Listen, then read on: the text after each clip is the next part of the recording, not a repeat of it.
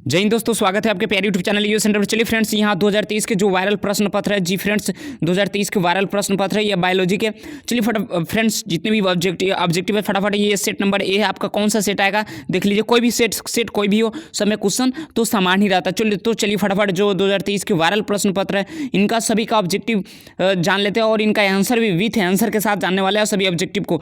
तो फ्रेंड्स चलिए फटाफट हम लोग स्टार्ट करते हैं और चलिए फटाफट एक नंबर क्वेश्चन से देख लेते हैं फटाफट इसका आंसर भी क्या हो जाएगा। तो चलिए फटाफट क्वेश्चन को मिलान भी। चलिए फ्रेंड्स, मेरा दावा है कि आपसे अगर ये पूरी वीडियो देख लेते हैं आपका यह 100% ऑब्जेक्टिव यहाँ से कंप्लीट हो जाएगा। जी फ्रेंड्स, अगर ये पूरी वीडियो देख लेते हैं तो आपके एक भी ऑब्जेक्टिव यहाँ से छूटेगा नहीं और बिल्कुल 100 में 100 आप ऑब्जेक्टिव को सही कर सकते हैं। आपकी इतनी क्षमता हो जाएगी। तो चलिए फटाफट जितने भी ऑब्जेक्टिव आपके आने वाले हैं, तो चलिए फटाफट सबको ऑब्जेक्टिव को देख लेते हैं। आप एक नंबर से जानते हैं एक नंबर में कौन सा क्वेश्चन पूछ रहा है और एक नंबर का आंसर भी क्या हो जाएगा। गले में कौन सी ग्रंथि पाई जाती है? तो गले में फ्रेंड्स थायराइड ग्रंथि होती है। कौन सी ग्रंथि पाई जाती है? थायराइड ग्रंथि। ऑप्शन नंबर ए इसका मार्कर निकल जाइएगा आप। चलिए नेक्स्ट क्वेश्चन पे बढ़ते हैं। दूसरे नंबर क्वेश्चन को ध्यान से देखते हैं। अंतःस्रावी ग्रंथि कौन सी है? तो अंतःस्रावी ग्रंथि कौन सी है? ये भी हो जाएगा और बी वाहिनी ग्रंथि और नल वाहिनी ग्रंथि अभी मतलब दोनों हो जाएगा। ऑप्शन नंबर इसका सी मारिएगा। जी फ्रेंड्स, सी दो का सी हो जाएगा। चलिए अगले क्वेश्चन की तरफ बढ़ते हैं। तो चलिए दोस्तों, अब 3 नंबर क्वेश्चन की तरफ बढ़ते हैं और 3 नंबर क्वेश्चन क्या करा है 3 नंबर क्वेश्चन को भी समझ लेते हैं।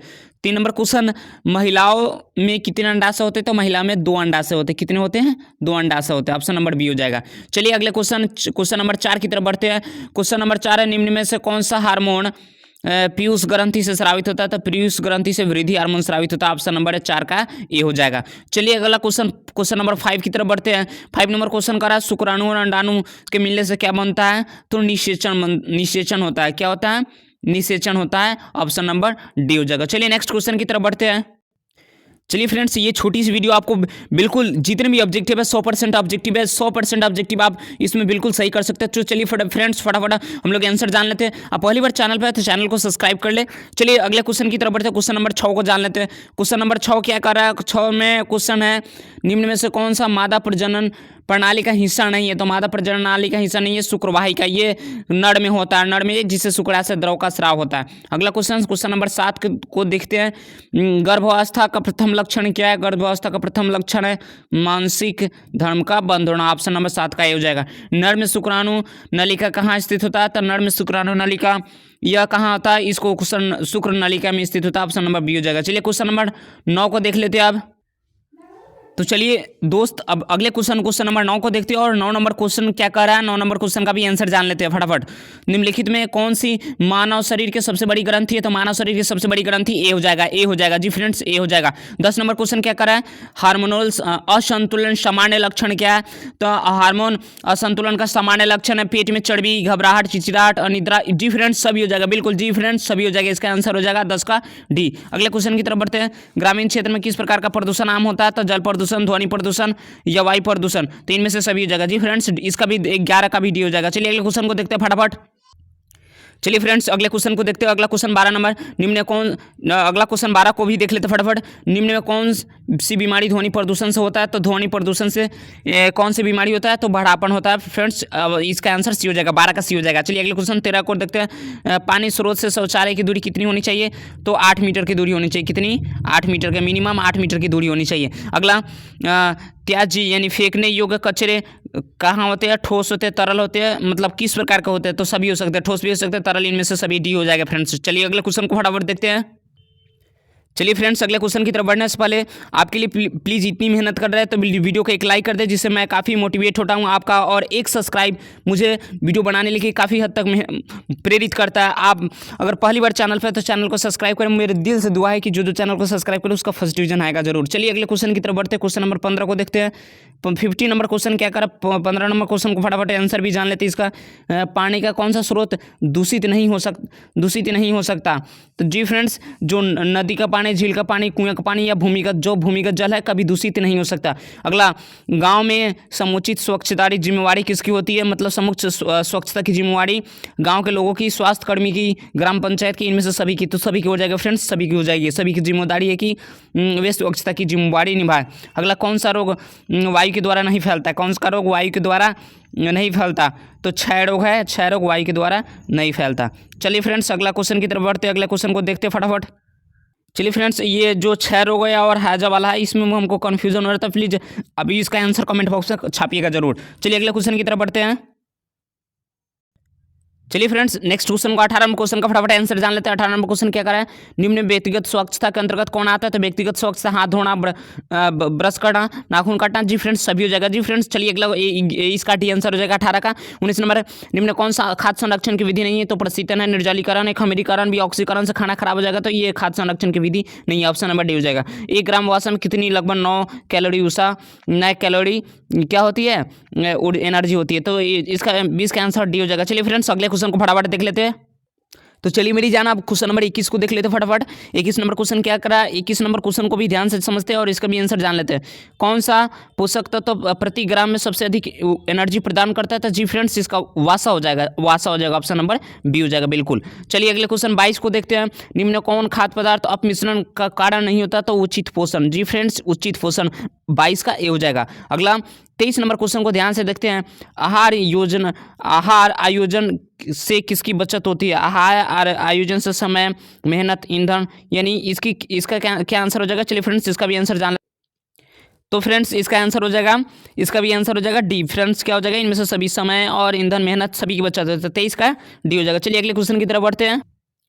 तो चलिए फ्रेंड्स, अगला क्वेश्चन क्या कर रहा है, इसको भी जान लेते हैं। किस मिलावट के सामान का नग्न आंखों द्वारा पता लगाया जा सकता है? जी, पपीते के बीज को पता लगाया जा सकता है कि इसकी आकार बड़ा होता है।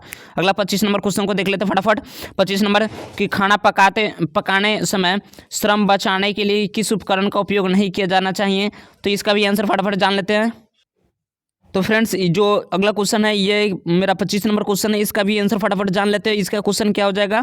क्वेश्चन पहले ध्यान से समझिएगा, उसके बाद आंसर। खाना पकाने के समय श्रम और में उपकरणों को बचाने के लिए किसका उपयोग नहीं किया जा सकता? तो फ्रिज का उपयोग नहीं किया जा सकता। जी फ्रेंड्स, ऑप्शन नंबर 25 का सी हो जाएगा।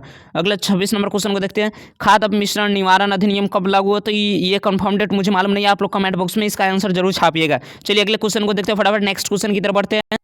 चलिए फ्रेंड्स, अगला क्वेश्चन की जान लेते हैं। 27 नंबर क्वेश्चन का भी आंसर जान लेते हैं फटाफट। निम्न में कौन विषाक्त भोजन का लक्षण है? तो जी, मिचलाना, उल्टी आना, दस्त। जी फ्रेंड्स, सभी हो सकता है। चलिए फ्रेंड्स, मैं आपको एक टिप भी देना चाहता हूँ यहाँ पे। इस क्वेश्चन से आप जब भी इनमें से सभी देखें तो इनमें से सभी ज़्यादातर आंसर आपका 90% चांसेस है कि इनमें से सभी सही हो। तो ऐसा क्वेश्चन जब आपके पास आए तो आपको डी मार्क, जय माता दी मार के निकलना है। चलिए अगले क्वेश्चन की तरफ बढ़ते हैं। 28 नंबर क्वेश्चन।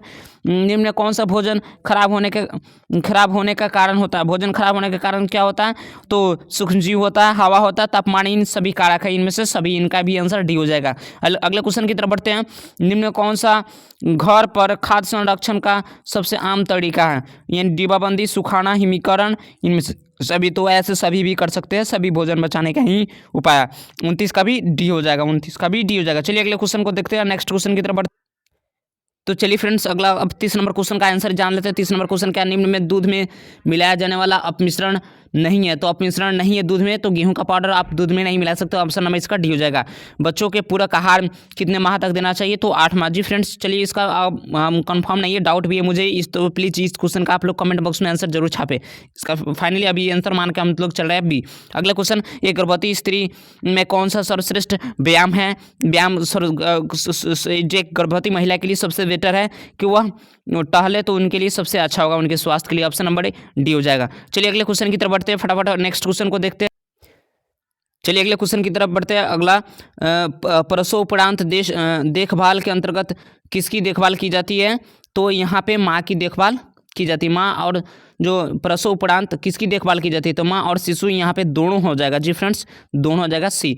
प्लीज़ आपके लिए इतनी ज़्यादा मेहनत करते हैं, वीडियो को दिल से एक लाइक जरूर करें, जिससे मैं मोटिवेट हो जाऊँ और आपके लिए और ढेर सारी जितनी भी वीडियो है, वायरल प्रश्न पत्र, सबका वीडियो आपको समक्ष प्रकट करूँ। तो चलिए फ्रेंड्स, अगले क्वेश्चन 34 नंबर क्वेश्चन को देखते हैं। मानसिक धर्म चक्र साधारणतः कितने दिनों का होता है? तो 28 से 30 दिनों का होता है। आप 28 दिए तो 28 मार के निकल सकते, बिल्कुल सी 28 का। 34 का हो जाएगा 28 दिन, ऑप्शन नंबर सी। अगला, महिलाओं में गर्भावस्था के दौरान रक्त में किस तत्व की कमी हो जाती है? तो रक्त में किस तत्व की कमी हो जाती है फ्रेंड्स? इसका भी आंसर जान लेते हैं। तो फ्रेंड्स, मायोसिन की कमी हो जाती है। इसका आंसर हो जाएगा सी। क्या हो जाएगा? सी। चलिए अगले क्वेश्चन को देखते हैं फटाफट। नेक्स्ट क्वेश्चन की तरफ चलिए फ्रेंड्स अगले क्वेश्चन को देखते हैं। अगर आप कुछ देर और रहते हैं तो आपकी जितनी भी ऑब्जेक्टिव है सभी ऑब्जेक्टिव 2023 के जितने भी ऑब्जेक्टिव है 2023 के जितने भी ऑब्जेक्टिव जी फ्रेंड्स 2023 के सभी ऑब्जेक्टिव बस आपकी मुट्ठी में होगा जी फ्रेंड्स। आप कुछ देर तक और वेट कीजिए। चलिए फटाफट हम लोग क्वेश्चन को तरफ बढ़ते हैं और क्वेश्चन को फटाफट जान लेते हैं, फटाफट आंसर सभी का जान लेते हैं। तो चलिए फ्रेंड्स अगला क्वेश्चन को देखते हैं। अगला क्वेश्चन मेरा क्या कर रहा है, 36 नंबर का आंसर जान लेते हैं। निम्न में कौन पहले कुछ दिनों के दौरान बच्चे की देखभाल के अंतर्गत आता है? तो बच्चे को गर्म रखना, गर्म नाल की रक्षा करना, माँ के दूध के अलावा कुछ नहीं देना। तो इनमें से सभी हो जाएगा जी फ्रेंड्स, सभी की रक्षा होनी चाहिए, ऑप्शन नंबर डी। अगला, गर्भ में शिशु का विकास कितने दिनों में होता है? तो गर्भ में शिशु का विकास 280 दिनों में होता है, ऑप्शन नंबर बी हो जाएगा फ्रेंड्स। चलिए अगले क्वेश्चन को देखते हैं, फटाफट नेक्स्ट क्वेश्चन की तरफ बढ़ते हैं। चलिए फ्रेंड्स अगला क्वेश्चन को निम्न में 38 नंबर क्वेश्चन का आंसर जान लेते हैं। निम्न में गर्भावस्था नहीं है, मतलब गर्भावस्था की अवस्था कौन सी नहीं है? ये बहुत ही अच्छा क्वेश्चन है। तो यहाँ गर्भावस्था की अवस्था नहीं है, बीजावस्था नहीं है, गर्भावस्था की अवस्था बीजावस्था नहीं है। अगला, गृह सज्जा का भाग नहीं है, कौन गृह सज्जा का एक भाग नहीं है? तो दीवार पर तस्वीर का लगाना गृह सज्जा का एक भाग नहीं है। चलिए अगले क्वेश्चन को देखते हैं फटाफट। जी फ्रेंड्स आप कुछ मिनट रुक जाइए, आप कुछ मिनट के अंदर 2023 के जितने भी ऑब्जेक्टिव सभी ऑब्जेक्टिव आपको यहीं पे और कॉन्सेप्ट के साथ पूरा आंसर भी समझने को मिल जाएगा। चलिए फ्रेंड्स अब अगला क्वेश्चन की तरफ बढ़ते हैं। 40 नंबर क्वेश्चन को देखते हैं। 40 नंबर क्वेश्चन क्या कर रहा है, निम्न में कौन मानवीय संसाधन नहीं है? तो मानवीय संसाधन कौन नहीं है? ऊर्जा नहीं है, समय नहीं है, मुद्रा नहीं है या कौशल नहीं है? तो ऊर्जा या मानवीय संसाधन नहीं है फ्रेंड्स। चलिए अगला क्वेश्चन, निम्न में कौन एक शीतल रंग है? तो ऑप्शन है, इसका भी जान लेते हैं। तो चलिए फ्रेंड्स यहाँ 40 नंबर क्वेश्चन ऊर्जा ना होकर आप यहाँ पे इसका बेटर समय आंसर हो जाएगा क्योंकि समय ऑप्शन में दिया हुआ है। अगला क्वेश्चन 41 में, निम्न में कौन सा शीतल रंग है? तो शीतल रंग कौन है? हरा है, लाल है, पीला है, नारंगी है? तो शीतल रंग हरा है, ऑप्शन नंबर ए हो जाएगा।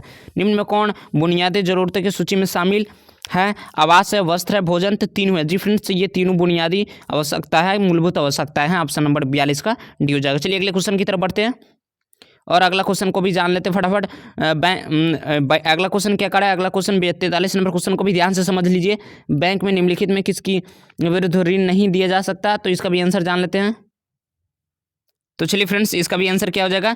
बैंक में किसके विरुद्ध ऋण नहीं दिया जा सकता? तो लॉटरी के विरुद्ध ऋण नहीं दिया जा सकता, ऑप्शन नंबर डी हो जाएगा। अगला, बैंक के पासबुक से हमें क्या जानकारी मिलती है? तो बैंक के पासबुक से लेन देन की जानकारी मिलती है, लेन देन ऑप्शन नंबर यानी विवरण की जानकारी मिलती है, ऑप्शन नंबर। लेन देन, खाता विवरण, खाते कैसे, सभी हो जाएगा जी फ्रेंड्स, सभी। इसका बिल्कुल सभी डी मारिएगा, इसका फ्रेंड्स डी हो जाएगा। किसका आंसर डी हो जाएगा? आप डी मारिएगा क्योंकि ऑप्शन यहाँ पे कन्फ्यूज करने वाला है। जब तक नहीं पूरा क्वेश्चन पढ़िएगा यहीं पर गलती हो जाएगा आपका।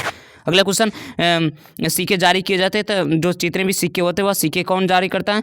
जो वित्त मंत्री के द्वारा, भारत सरकार द्वारा, भारतीय स्टेट बैंक द्वारा। स्टेट बैंक द्वारा नहीं होता सिक्के जारी। चलिए फ्रेंड्स यहाँ सार्वजनिक बैंक के द्वारा, इसका भी बहुत तो फ्रेंड्स यहाँ जो 45 नंबर क्वेश्चन है, 45 नंबर क्वेश्चन, सिक्के जारी किए जाते हैं, सिक्के जारी किए जाते हैं किसके द्वारा? तो भारत सरकार द्वारा। ये यहाँ तो डी ऑप्शन नहीं हो जाएगा, बिल्कुल नहीं है, ये भी नहीं ऑप्शन होगा। भारत सरकार द्वारा, नाबार्ड द्वारा, नाबार्ड यहाँ से फ्रेंड्स इसका आंसर हो जाएगा वित्त मंत्री जारी करता है। चलिए फ्रेंड्स अगले क्वेश्चन की तरफ बढ़ते हैं, फटाफट नेक्स्ट क्वेश्चन को भी समझ लेते हैं। चलिए ये वाला क्वेश्चन को भी देख लेते हैं अब 46 नंबर क्वेश्चन। बस चलिए अब 46 नंबर क्वेश्चन तक पहुंच ही गए, तो चलिए फटाफट सभी क्वेश्चन को आंसर देख लेते हैं। आंतरिक सजावट कहाँ की जाती है? तो बैठक कक्ष में, शयन कक्ष में, भोजन कक्ष में, इनमें से सभी। तो सभी जगह आप सजा सकते हैं, ऑप्शन नंबर डी हो जाएगा। अगला क्वेश्चन, आंतरिक सज्जा व्यक्ति का क्या है? तो रुचि, कौशल, धन से सदुपयोगी, इनमें से सभी हो जाएगा जी फ्रेंड्स, सभी जगह। चलिए अगले क्वेश्चन की तरफ बढ़ते हैं, फिर नेक्स्ट क्वेश्चन की तरफ देखते हैं। ये क्वेश्चन को भी देख लेते हैं। मानव जीवन में घर का महत्व क्या है? तो मानव जीवन में घर का महत्व सुरक्षा हेतु, प्रतिष्ठान हेतु, स्थिरता हेतु, सभी। इनमें से सभी हो जाएगा जी फ्रेंड्स, सभी।